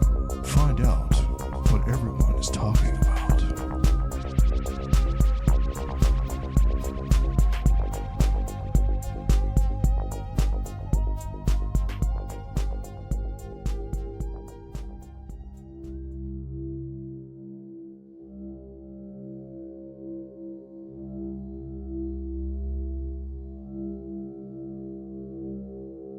Strange Familiars is a production of Dark Holler Arts, music, books, art, podcasts, and more. Intro and background music is by Stone Breath.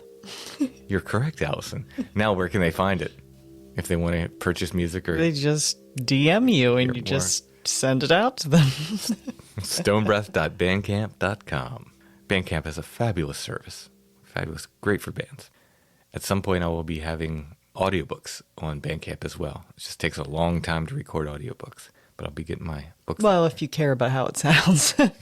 Otherwise, I could probably do it tonight. There'd be a wealth of mistakes, and I'd probably be like, we don't need this part. True enough.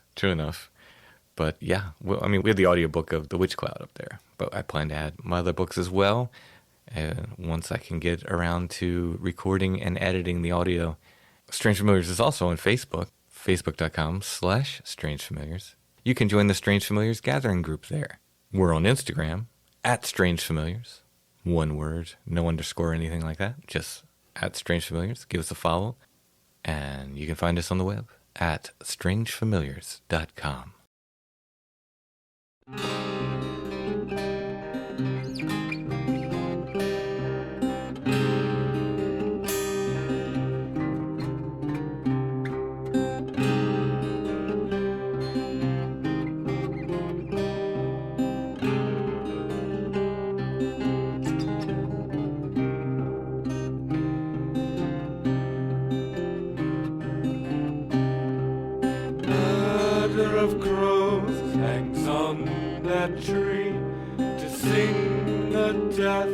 of a dream to me.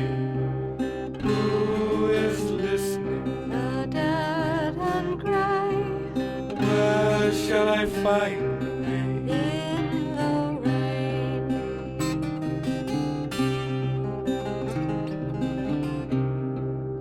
Water flows in bubbling stream over rocks and under me.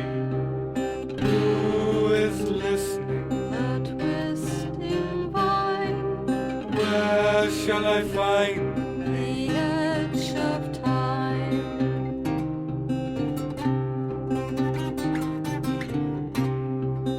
north wind shade my eyes from stars? Ring the bell and spread the cards. Who is listening? The mist and cloud. Where shall I find Beneath the shroud.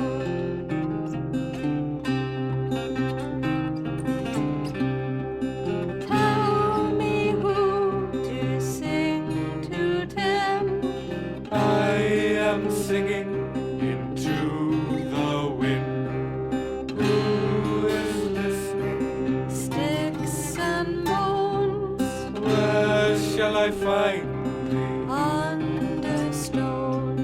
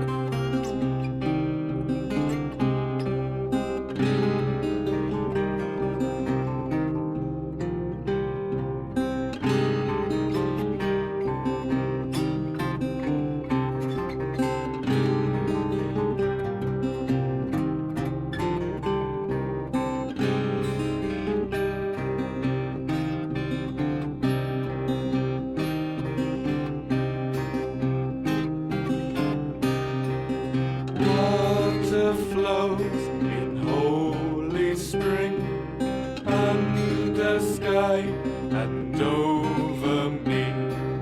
Who is listening? Walking south.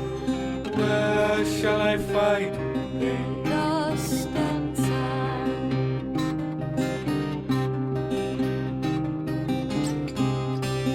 Closing murder from the trees, call and screech my destiny. Who is listening? Only me. Where shall I find Between